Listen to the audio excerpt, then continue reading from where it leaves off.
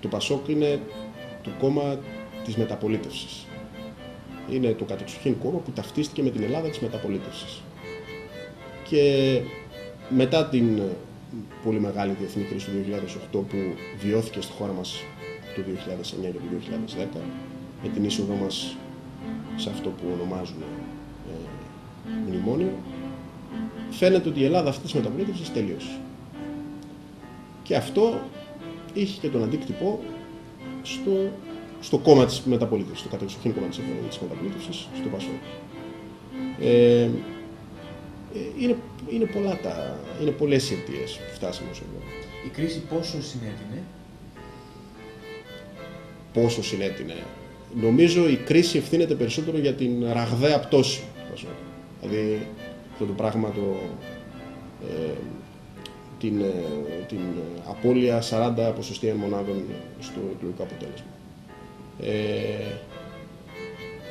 Δεν ξέρω εάν δεν μπαίναμε σε αυτή τη διαδικασία. Δεν μπορούμε στην ιστορία και στην πραγματικότητα δεν μπορούμε να μιλάμε με αν. Μιλάμε επί πραγματικών γεγονότων. Να σου πω κάτι. Ο Αντώνης Σαμαράς ήταν αντιμνημονιακός.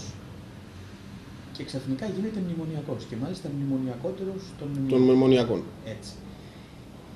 Χάνει ποσοστά, αλλά δεν χάνει, ας πούμε, είναι πάλι πρώτο κόμμα. Και τότε και σήμερα. Και αναρωτιόνται και οι ξένοι, αναρωτιόνται όμως και στην Ελλάδα κάποιοι αναλυτές, πώς είναι δυνατόν ένα τέτοιο κόμμα που τη μια μέρα έλεγε όχι και την άλλη μέρα είπε όχι απλώς ναι, τα πάντα ναι, δεν είχε αυτή τη ραγδαία πτώση. Και βλέπουμε το Πασόκ ότι πλέον έχει ραγδαία πτώση και υπάρχει πλέον κίνδυνος για τους ανθρώπους που έφτιαξαν το Πασόκ και που πολλοί από αυτούς ζουν σήμερα, να μην υπάρχει πια. Κοιτάξτε, το Πασόκ, σου είπα και προηγουμένως, Ανδρέα, το Πασόκ ταυτίστηκε με την είσοδο της χώρας στο μνημόνιο. Χρεώθηκε την επιλογή του να μπούμε σε αυτή τη διαδικασία. Αυτό βάρινε πάρα πολύ στον κόσμο και στον κόσμο του. Και κυρίως το Πασόκ είχε αντίπαλες δεξαμενές οι οποίες κατάφεραν και απορρόφησαν τον δυσαρεστημένο κόσμο του. Δηλαδή μιλάω για το κατεξοχήν για το ΣΥΡΙΖΑ. Η Νέα Δημοκρατία δεν έχει ακόμα εκτεθεί σε εκλογική μάχη μετά από την λήψη επαχθών μέτρων. Ας περιμένουμε να έρθουν και οι επόμενες εκλογές. Αλλά θεωρώ ότι η εκλογική της απόδοση, δηλαδή η απώλεια αυτή της Νέας Δημοκρατίας σε ποσοστά, αναλογικά, είναι το ίδιο σημαντική με την καταβαράθρωση του Πασόκ. Εγώ δεν το διαχωρίζω. Δηλαδή δεν βλέπω σημαντική διαφορά στην καταβαράθρωση στην εκλογική της Νέας Δημοκρατίας, ανεξάρτητα του αν είναι το πρώτο κόμμα. Ωραία, ήταν το πρώτο κόμμα με μια διαφορά 2 μονάδων από ένα κόμμα που ξεκίνησε από το 4%. Έτσι. Αυτό, εάν το βλέπαμε υπό το πρίσμα της παραδοσιακής πολιτικής ανάλυσης μεταπολιτευτικά, θα έπρεπε να μας κάνει πολύ μεγάλη εντύπωση. Πώς ένα κόμμα μη φθαρμένο, θεωρητικά, δεν κατάφερε, με τη φθορά τέλος πάντων των κάποιων μηνών που αποφάσισε να μεταστρέψει τέλος πάντων τη στρατηγική του και να γίνει μνημονιακό. Πώς ένα κόμμα μέσα σε τόσο μικρό χρονικό διάστημα, μιλάμε για λίγους μήνες, απόλυσε τόσο μεγάλα δημοσκοπικά ποσοστά και κατέγραψε μια τέτοια επίδοση στις εκλογές. Στις εκλογές του 1993, όταν το Πασόκ είχε λάβει ποσοστό 48%, ο τότε συνασπισμός της αριστεράς και της προόδου, όπως χαρακτηριστικά ονομαζόταν εκείνη την εποχή, με πρόεδρο τη σημερινή Ελληνίδα Επίτροπο στην Ευρωπαϊκή Ένωση, τη Μαρία Δαμανάκη, ο τότε συνασπισμός λοιπόν έμενε εκτός Βουλής, αφού δεν μπόρεσε να εξασφαλίσει το όριο του 3%.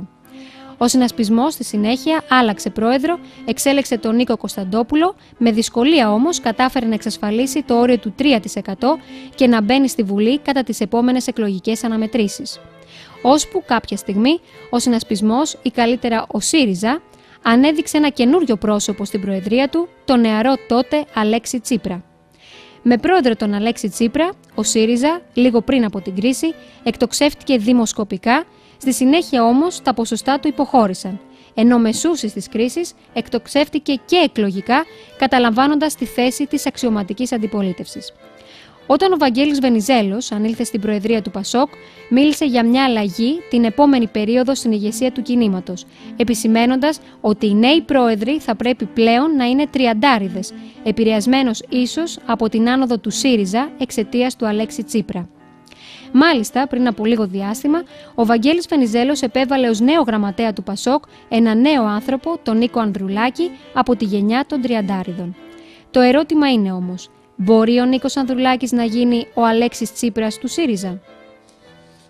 Στη συνεντεύξη που εξασφαλίσαμε, ο Σωτήρης Γκούνας πιστεύει ότι στην υπόθεση ανόδου ενός κόμματος δεν είναι μόνο τα νέα πρόσωπα. Είναι και αυτά, λέει, αλλά δεν είναι μόνο αυτά. Δεν είναι η μοναδική προϋπόθεση. Είναι, λέει, και οι συγκυρίες, είναι και οι πολιτικές. Αντίθετα, ο Γρηγόρης Παπαχρήστος πιστεύει ότι το Πασόκ ολοκλήρωσε τον κύκλο του. Πιστεύει ότι το Πασόκ δεν μπορεί να ξαναγίνει πια το παλαιό κρατεό κίνημα. Πιστεύει ότι υπάρχουν δυνάμεις στην αριστερά και στην κεντροαριστερά. Είναι δυνάμεις που αν συνευρεθούν, αν συνενωθούν, μπορούν να αποτελέσουν ξανά το αντίπαλο δέος στη συντηρητική παράταξη. Αν μεταφέρω την κενή πεποίθηση πολλών πρώην συντρόφων μου, ψάχνουν να βρουν το νέο. Αυτό είναι αλήθεια. Είτε στην Αθήνα που πήγα, είτε όπου γύρισα και όπου στάθηκα, σε γνωστούς και άγνωστους ανθρώπους που έχουν την ιδεολογική υποδομή του Πασόκ, του παλιού Πασόκ, βέβαια με μοντέρνα πλέον αντίληψη και με σύγχρονη διαδικασία, ψάχνουν να βρουν το νέο πρόσωπο. Το νέο πρόσωπο που να μην είναι φθαρμένο. Η φθορά, η διαφθορά δυστυχώς υπήρξε και αυτό στιγμάτισε τον ελληνικό λαό και αυτή τη στιγμή δεν μπορεί να πιστέψει κανέναν. Ψάχνει τουλάχιστον να εκφράσει την ιδεολογία του σε ένα πρόσωπο που να είναι άφθαρτο. Ψάχνει το πρόσωπο αυτό. Δεν το βρίσκει. Μέχρι ότου να το βρει αυτό το πρόσωπο, που τότε φοβούμε ότι δεν θα υπάρχει ένα Πασόκ, αλλά θα υπάρχει μια ιδεολογία γύρω από το Πασόκ, γύρω από το κέντρο, ας το πούμε έτσι, μπορεί να ανακάμψει αυτό το κόμμα, το καινούργιο κόμμα. Είπατε για τον Νίκο τον Ανδρουλάκη. Είναι ένα νέο παιδί, πολλά υποσχόμενο. Όμως, χρειάζεται πολύς χρόνος ή τουλάχιστον χρειάζεται μια δεκαετία για να χτίσει, να δημιουργήσει δική του προσωπική επιβολή στα πράγματα, αν είναι αυτός ή κάποιος άλλος και όποιος και αν είναι, προκειμένου να δώσει το δικό του στίγμα για να ακολουθήσει η κοινωνία, οι πολίτες που έχουν την κεντρώα ιδεολογική θέση του Πασόκ. Αναφερθήκατε στο ΣΥΡΙΖΑ. Κοιτάξτε να δείτε κάτι. Αυτή τη στιγμή ένα μεγάλο ποσοστό των ψήφων του ΣΥΡΙΖΑ είναι ψήφοι του Πασόκ. Είναι ψήφοι διαμαρτυρίας. Μέχρι ότου να εκφραστεί σε σχέση με την προηγούμενη απάντησή μου, να εκφραστεί το Πασόκ με καινούρια πράγματα, με καινούρια πρόσωπα, με καινούριες ιδέες, μέχρι τότε οι ψηφοφόροι αυτοί και απομακρύνοντας πάντοτε από την διαφθορά θα ψηφίζουν τον Τσίπρα, θα ψηφίζουν τον συνασπισμό, τον ΣΥΡΙΖΑ. Αυτός τους εκφράζει και όχι απόλυτα. Έχουμε το ερωτηματικό οι περισσότεροι. Τι γίνεται με τον ΣΥΡΙΖΑ, πού πάει, γιατί δυστυχώς πρέπει να πούμε την αλήθεια, το ιδεολογικό του ΣΥΡΙΖΑ αυτόν τον τελευταίο καιρό έκανε πάρα πολλές κολοτούμπες, ας το πούμε έτσι λαϊκά, και το οποίο και πάλι αρχίζει και δημιουργεί ερωτηματικά. Βιάζεται ο κύριος Τσίπρας να γίνει πρωθυπουργός? πλανάτε το ερώτημα στην κοινωνία. Βιάζεται να αναλάβει την εξουσία, τι θα συμβεί την επόμενη μέρα? Άλλο ερώτημα. Θα έχει σταθερή κυβέρνηση ή θα ανατραπεί? Θα μπορέσει να δημιουργήσει έργο με νέα σύγχρονα δεδομένα ή θα είναι μία φούσκα? Όλα αυτά τα ερωτήματα πλανώνται στην κοινωνία σήμερα. Κάπου εκεί η κοινωνία έχει αισθητήριο ισχυρό και κάπου εκεί είναι τα πράγματα. Ως προς το ΠΑΣΟΚ, η τελευταία μου ερώτηση τουλάχιστον για το ζήτημα που συζητάμε. Ως προς το ΠΑΣΟΚ, λοιπόν, εσείς τι βλέπετε? Θα μπορέσει το ΠΑΣΟΚ να ανακάμψει, θα διαλυθεί τελικά, θα προλάβει αυτό που είπατε ότι θέλει μια δεκαετία ένα νέο πρόσωπο για να χτίσει κάτι το καινούριο, θα προλάβει ή θα διαλυθεί? Τα γεγονότα δείχνουν, δεν θέλω να είμαι απεσιόδοξος, στη ζωή μου δεν υπήρξα ποτέ απεσιόδοξος, αλλά τα γεγονότα δείχνουν ότι δεν μπορεί το ΠΑΣΟΚ με τη σημερινή του δομή να ανακάμψει. Θα πρέπει να αλλάξει εκβάρθεν η κατάσταση. Εξάλλου, αν πάρουμε την πολιτική ιστορία, φτάσαμε από τον Ελευθέριο Βενιζέλο, φτάσαμε στο 1950 μετά τον εμφύλιο πόλεμο και τα κεντρώα κόμματα είχαν γίνει 10. Και σταδιακά επί μια δεκαετία, και αφού παρενέβησαν ξένες δυνάμεις, να τα πούμε τα πράγματα με το όνομά τους, μπόρεσαν και έγιναν ένα κόμμα και πήραν και τη διακυβέρνηση και πάρα για πολύ λίγο χρόνο. Άρα λοιπόν χρειάζεται αρκετός χρόνος. Και επειδή δεν βλέπω πρόσωπα τα οποία μπορούν να ηγηθούν αυτή τη στιγμή, που να έχουν στίγμα ηγέτη, αυτός ο χρόνος είναι μακρινός. Εμένα δεν μου λέει τίποτα η ηλικία. Γιατί το ακούω πολύ τώρα τελευταία ότι νέας ηλικία πρόσωπα, νέας ηλικία πρόσωπα. Εμένα με συγκινεί το γεγονός να ακούω νέες ιδέες. Και ας είναι και από 50άριδες και από 60άριδες και από 70άριδες καμιά φορά. Αν βέβαια τις ακούω και από νέους ανθρώπους, τότε το χαίρομαι περισσότερο. Ήθελα να πω τώρα για τον περίπτωση Τσίπρα που είπατε. Σας λέω ότι πρόσφατα έτυχε να είμαι σε μια εκδήλωση του ΣΥΡΙΖΑ. Ήμουν καλεσμένος και πήγα. Κάποια στιγμή νόμιζα ότι είμαι στο ΠΑΣΟΚ της δεκαετίας του 70. Άκουγα ακριβώς τα ίδια πράγματα. Ναι, με τον ίδιο τρόπο, με τα ίδια συνθήματα, και με την ίδια στάση, θα έλεγα, ακόμα και συμπεριφορά, ακόμα δηλαδή και στο όλο, θα έλεγα, στήσιμο των ανθρώπων. Και είπα ότι ίσως αυτό είναι που χρειάζεται, γι' αυτό και ο ΣΥΡΙΖΑ πήγε εκεί που πήγε. Βέβαια έχω τις αισθάσεις μου ότι με αυτή την τακτική που ακολουθεί, ναι μεν μπορεί να συγκεντρώνει διάφορα μεγάλα ποσοστά, είναι δύσκολο όμως για τον ίδιο αυτό το χώρο, έτσι, χωρίς να διευρυθεί, χωρίς να κάνει ανοίγματα και στον άλλο προοδευτικό κόσμο. Και επειδή βλέπω πολλές φορές συμπεριφορά προς το ΠΑΣΟΚ όχι ιδιαίτερα θετική, το ΠΑΣΟΚ του 40 και του 48 και τα 100 δεν είναι τα 100, τα 200, τα 500 θέλετε στελέχη, που ίσως δεν έχουν δώσει και τον καλύτερο τους, θα έλεγα, το καλύτερο παράδειγμα, να το δεχτώ αυτό. Υπάρχουν όμως πίσω χιλιάδες και εκατομμύρια, θα έλεγα, άνθρωποι που πίστεψαν στο ΠΑΣΟΚ, που τέλος πάντων θέλουν σήμερα να συστρατευτούν σε ένα χώρο που να έχει αυτά τα στοιχεία που είχε κάποτε το ΠΑΣΟΚ, και ίσως ο ΣΥΡΙΖΑ θα πρέπει να ανοίξει, θα έλεγα, και να μην περιχαρακωθεί σε αυτά τα 10 στελέχη που άλλα λέει ο ένας και άλλα λέει ο άλλος και καμιά φορά, και πολλές φορές βγαίνουν και με ένα δηλαδή ύφος ιδιαίτερα, έτσι, θα έλεγα, σκληροπυρηνικό, και ο κόσμος δεν τα θέλει αυτά, και εγωιστικό. Αν θέλουν να αποτελέσουν έναν δυναμικό πόλο της άλλης πλευράς, της συνιστώσας αριστεράς και της κυβερνώσας αριστεράς αύριο, θα πρέπει να γίνουν ανοίγματα, να γίνουν συνεργασίες και τα λοιπά. Μέσα στο ΠΑΣΟΚ υπάρχουν πολλά και υγιή στελέχη, αλλά και κόσμος, δηλαδή απλός κόσμος που πιστεύει σε αυτές τις ιδέες. Και θα πρέπει... Πιστεύετε ότι η ιδέα της κρατικοποίησης των πάντων πρέπει να επιστρέψουμε ξανά? Όχι. Το ρωτάω γιατί... Όχι. Και βλέπετε ο ΣΥΡΙΖΑ κάθε μέρα αναθεωρεί πράγματα. Έτσι. Αυτό το κάνει προοδευτικά κάθε μέρα. Και είμαι βέβαιος ότι, μάλιστα άκουσα χαρακτηριστικά από ένα στέλεχο σε αυτή την συγκέντρωση που ήμουν, όταν ρώτησε κάποιος από κάτω, και μάλιστα ήταν και πρώην Πασόκος, γιατί είδα πολλούς συντρόφους σε αυτό το χώρο μέσα, ότι πώς θα γίνουν όλα αυτά. Λεφτά δεν υπάρχουν, αλλά εμείς λέμε ότι θα τα κάνουμε. Από την άλλη μεριά έχουμε 30%. Πώς θα γίνουμε κυβέρνηση αυτοδύναμη για να μπορούμε να τα κάνουμε. Και του λέει, άμα θέλουμε να κυβερνήσουμε, βάλουμε και λίγο νερό στο κρασί, δεν γίνεται. Εκεί λοιπόν η Εκτός απάντηση... αν θέλουμε να μείνουμε πάλι να γυρίσουμε στο 4 και στο 5%, γιατί μερικοί λέει, μέσα στο χώρο μας κάποια συνιστόσα είναι απόλυτη, όχι με εκείνον, όχι με τον άλλον κτλ. Πρέπει να συνεργαστούμε με κάποιους, να υποχωρήσουμε, να βάλουμε και νερό. Και τώρα θα κάνουμε το ένα, αύριο το άλλο κτλ. Βλέπετε ότι όταν αρχίζεις να διαισθάνεσαι ότι οι ευθύνες σε βαραίνουν, γιατί πιθανόν να είσαι μπροστά στο κατόφλι του να κυβερνήσεις, τότε πολλά πράγματα αλλάζουν. Και είναι φυσικό να αλλάζουν. Έτσι.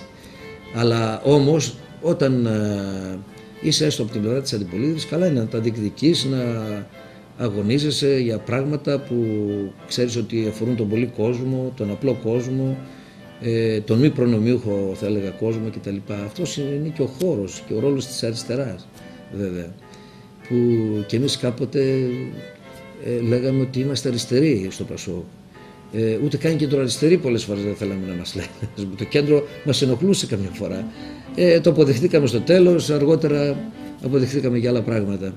Έτσι λοιπόν πιστεύω σήμερα ότι δεν υπάρχει λόγος να υφίσταται ούτε η Δημάρ, ούτε ο ΣΥΡΙΖΑ μόνος του σαν ΣΥΡΙΖΑ και ούτε το Πασόκ ως Πασόκ που μερικοί ονειρεύονται πάλι με χρόνια και καιρούς, πάλι δικά μας θα είναι και το πάλι κρατό Πασόκ θα γίνει ξανά πάλι δυνατό κτλ. Ονειρεύονται μερικοί πάλι, ίσως καρέκλες, ίσως διάφορα πράγματα κτλ. Εγώ πιστεύω οι καιροί, αλλά και ο κόσμος ο ίδιος, όλες αυτές τις δυνάμεις θα τις δώσει να καταλάβουν και να κατανοήσουν ότι πρέπει όλες αυτές να συνευρεθούν, να έχουν γίνει λάθη σίγουρα από πολλούς. Το Πασόκ, όπως είπαμε και πολλά, έχει γίνει ένα κόμμα του κρατισμού και του κυβερνητισμού και δεν έβλεπε πολλά πράγματα, δεν αντιλαμβανόταν πολλά πράγματα. Εγώ και στο συνέδριο που συμμετείχα πρόσφατα διαπίστωσα ότι πολλά από τα στελέχη μας δεν έχουν αντιληφθεί ακόμα. Όταν άκουγα το τι λέγανε στις τοποθετήσεις, έλεγα μάλλον αυτοί ή σε άλλη χώρα ζουνε ή τέλος πάντων δεν έχουν βγει έξω από το καβούκι τους για να δούνε το τι συμβαίνει μακριά και έξω από αυτούς. Έτσι λοιπόν πιστεύω εγώ στη δημιουργία ενός μεγάλου ρεύματος αριστεράς, της κέντρου αριστεράς, που θα συνευρεθούν όλες αυτές οι δυνάμεις. Το τελευταίο ερώτημα που θέσαμε στο Σωτήρη Γκούνα και στο Γρηγόρη Παπαχρήστο είχε σχέση με τη Χρυσή Αυγή. Πώς αυτό το κόμμα των ελαχίστων ποσοστών, έφτασε στο σημείο, σε αντίστροφη πορεία με το Πασόκ, σε πορεία ανόδου να είναι πλέον το τρίτο κόμμα της Βουλής. Για το ζήτημα της ραγδαίας ανόδου της Χρυσής Αυγής, οι απαντήσεις που πήραμε στις συνεντεύξεις που ακολουθούν είναι ότι τα εκλογικά ποσοστά της είναι ψήφοι διαμαρτυρίας απέναντι στο πολιτικό σύστημα που κυριάρχησε τα τελευταία 40 χρόνια. Είναι μια διαμαρτυρία στην κρίση που ζούμε, αλλά και ένας μεγάλος θυμός για τη διαφθορά πολιτικών στην Ελλάδα. Είναι όμως, όπως υποστηρίζει ο Σωτήρης Γκούνας, και αποτέλεσμα του ότι τμήμα της νέας γενιάς δεν γνωρίζει την ιστορία, τι σημαίνει φασισμός και τι καταστροφές προκάλεσε ο ναζισμός στην Ελλάδα. Τα αμαρτωλά γεγονότα του παρελθόντος, πόλεμοι, εμφύλοι πόλεμοι και ούτω καθεξής, παραγνεί στο σύνολό τους, είναι στο πολύ μακρινό παρελθόν πλέον.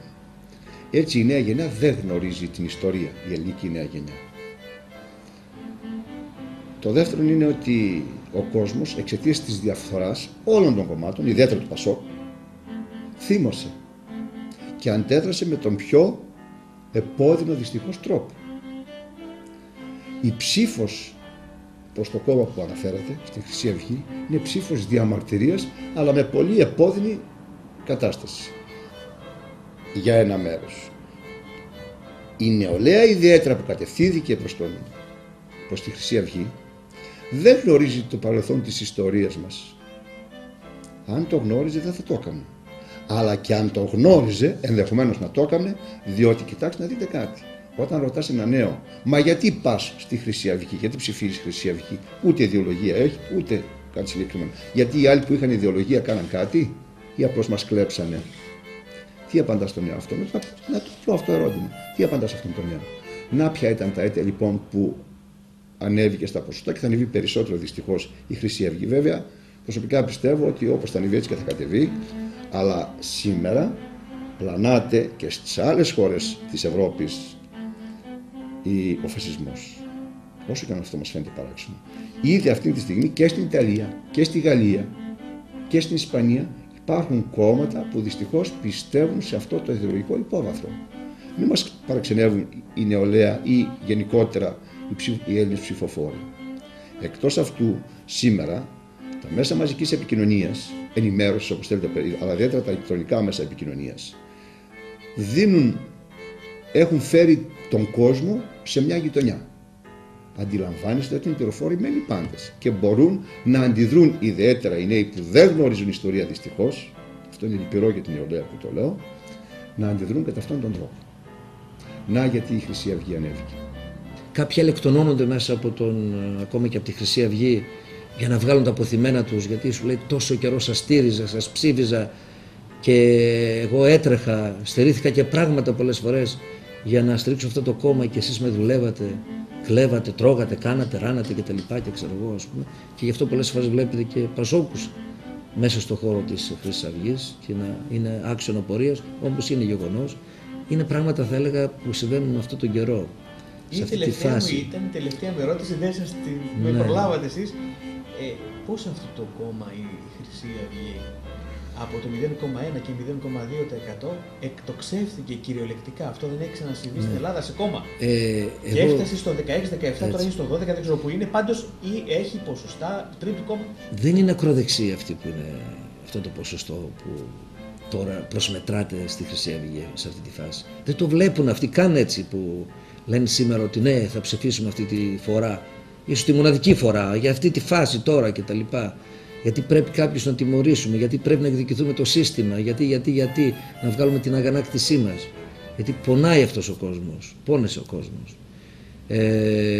Γιατί όλοι εμείς, να βάλω και τον εαυτό μου, γιατί και εγώ άσκησα εξουσία σε έναν βαθμό και μέσα από το Πασόκ, σαν γραμματέας και σαν δήμαρχος αργότερα κτλ. Αυτός ο κόσμος θεωρεί όλους εμάς που διαχειριστήκαμε αυτά τα πράγματα, άλλος λιγότερο, άλλος περισσότερο, ότι έχουμε ένα μερίδιο ευθύνης για να φέρουμε τα πράγματα εκεί που φέραμε. Και είναι μια εκτόνωση, μια διαμαρτυρία, θα έλεγε, και θέλει δυναμικά να διαμαρτυρεί και πολλές φορές και με βία ίσως. Αυτός είναι ο λόγος που βλέπετε θυμωμένος. Είναι θυμωμένος ο κόσμος. Πρέπει να δει πράγματα, πρέπει να πιστεί ο κόσμος αυτός από τη συμπεριφορά, θα έλεγα, των ηγεσιών και των κομμάτων, για να μπορεί σιγά σιγά να επιστρέψει, να πιστέψει, να πιστεί και να βρει την ομαλότητα το πολιτικό μας σύστημα, γιατί αυτή την ώρα δεν είναι ομαλό το σύστημά μας. Γίνονται πολλά και παράδοξα, δεν υπάρχουν όρια, δεν υπάρχουν, θα έλεγα, ιδεολογίες που να ξεχωρίζουν σε πολλά σημεία. Βλέπετε, συμφωνεί οι ανεξάρτητοι Έλληνες με το ΣΥΡΙΖΑ και βλέπουμε έναν Καμένο που στον χώρο τουλάχιστον της Νέας Δημοκρατίας θεωρούνταν στην δεξιά πλευρά, στη σκληρή δεξιά πλευρά. Σήμερα τώρα είναι επαναστάτης αριστερός. Και πολλές φορές μπορούν να κάτσουν και κάθονται στο ίδιο τραπέζι με το ΣΥΡΙΖΑ. Και πιθανόν αύριο μεθαύριο μπορεί να τους δεις να ζητάνε να σχηματίσουν και κυβέρνηση από κοινού. Αυτά δεν είναι πράγματα που πριν μερικά χρόνια που για αστεία θα τα λέγαμε, να τα πιστεύαμε κτλ. Είναι ότι συμβαίνουν πολλά και διάφορα. Το σύστημα το πολιτικό έχει χάσει την ηρεμία του και είναι ρευστό, είναι ιδιαίτερα ρευστό. Γι' αυτό λοιπόν θα συμβούν πράγματα. Είμαστε στη φάση αυτή της εξέλιξης. Βέβαια που το άσχημο είναι ότι περνάει και η χώρα δύσκολα και γι' αυτό περνάει βέβαια, γιατί και τα κόμματα είχαν αυτή την λειτουργία, τη συμπεριφορά και τα λοιπά, αλλά θα πάνε όλα μαζί, πρέπει να πάνε αυτά και έτσι θα πάνε, για να βγούμε σε έναν ομαλό δρόμο και να υπάρχει μια πολιτική ισορροπία και να υπάρχει δεξιά-δεξιά, αριστερά-αριστερά και το κέντρο-κέντρο, να ξεχωρίζουν όλα αυτά.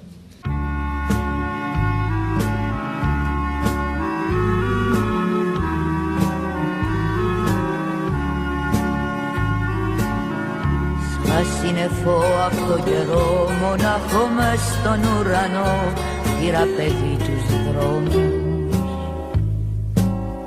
Περπάτησα όλη τη γη με ένα τραγούδι στην καρδιά και τη βροχή στους ώμους.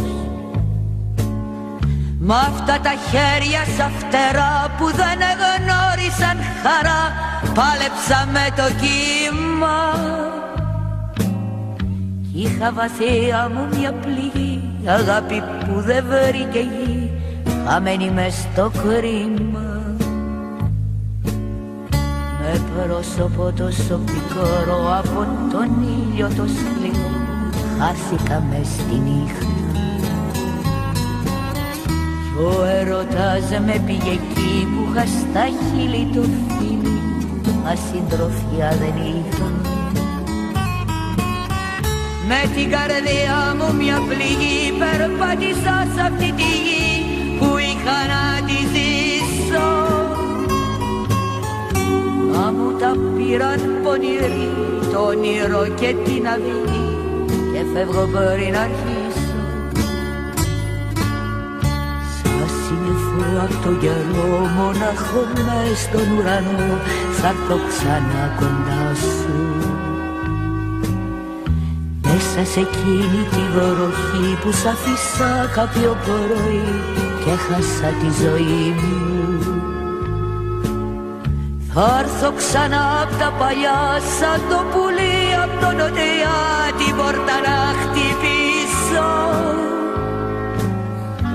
Θα είναι μια άνοιξη πικρή, πολλά θα ανοίγουνε στη γη κι απ' την αρχή θα αρχίσω. Θα είναι μια άνοιξη πικρή, πολλά θα ανοίγουνε στη γη κι απ' την αρχή θα αρχίσω.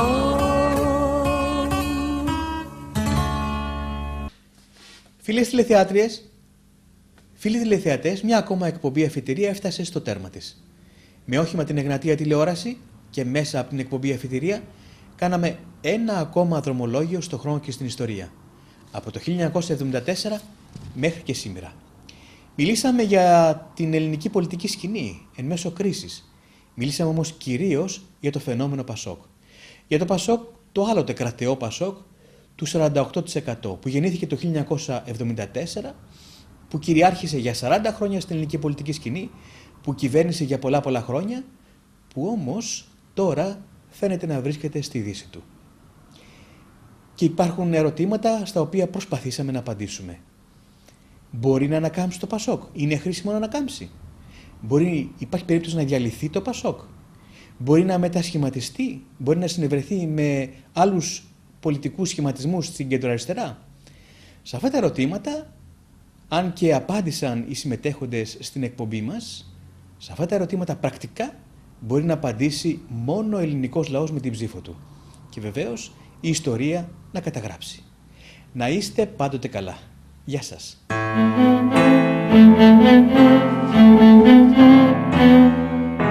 Thank you.